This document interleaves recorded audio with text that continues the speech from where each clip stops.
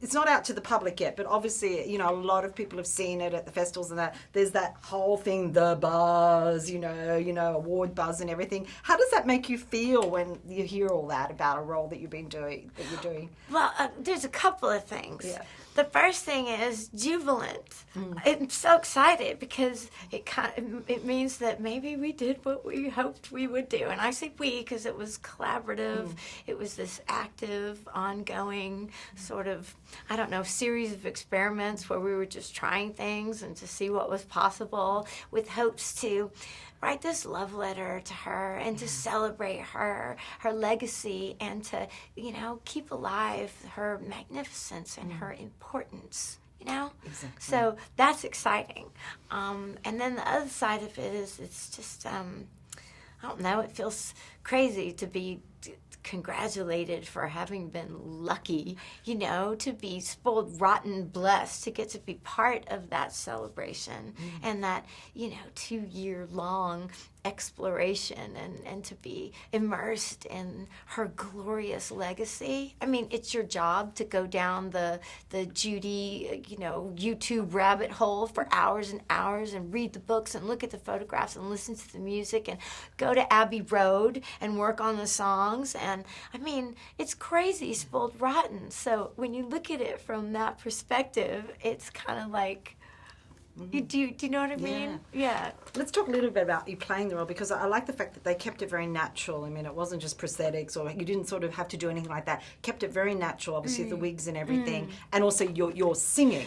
So let's talk about that the decision was to keep it sort of more like that rather than be an imitation of Judy. Well, that was Rupert. He was pretty clear from the beginning that he didn't want there to be distractions because this is about her humanity, and he wanted everything to be very raw and open, and he didn't want anything to be obstructing that sort of connection. He wanted it to be authentic expression.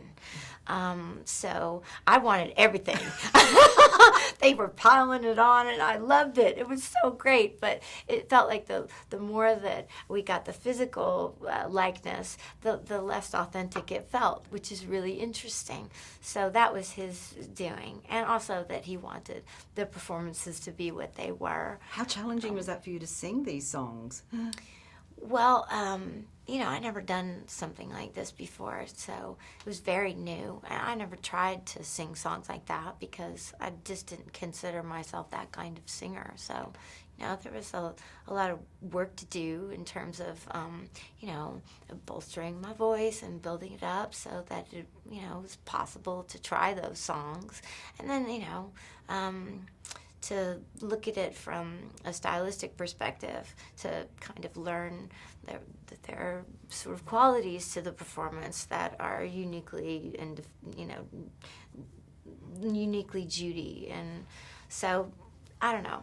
I had a lot of help, I can say that. It was a process, and it was a shared process, and it was ongoing until a month or two ago, a couple months ago. So. Why is it good? I know they're wrapping me up, but why is it good to see this part of her life? I mean, we see the beginning, it goes, flashes back, but this is really, you know, this last part of Judy's life. I mean, I know they're wrapping me up, but... Yeah, no, well, I was really glad what Rupert, the director, and David, the producer, wanted to do in telling this story, because it's really easy to blanket that period of her life as tragic when you look at how she was lampooned in the press and how they wrote her off as a has-been. She used to be good, or whatever it was. And this was an opportunity to contextualize those circumstances, to better understand that they were the consequence of decisions that were made on her behalf early in her life, you know, with an ignorance, not knowing the path that they were leading her down in terms of what seemed to be insurmountable struggles with addiction and, you know, psychological issues that come from that. And I mean, understanding what it was that she was able to overcome in order to continue performing on that level and delivering to the performances who had just, to the audiences who had come to love her in her performances. I mean, that's heroic, isn't it?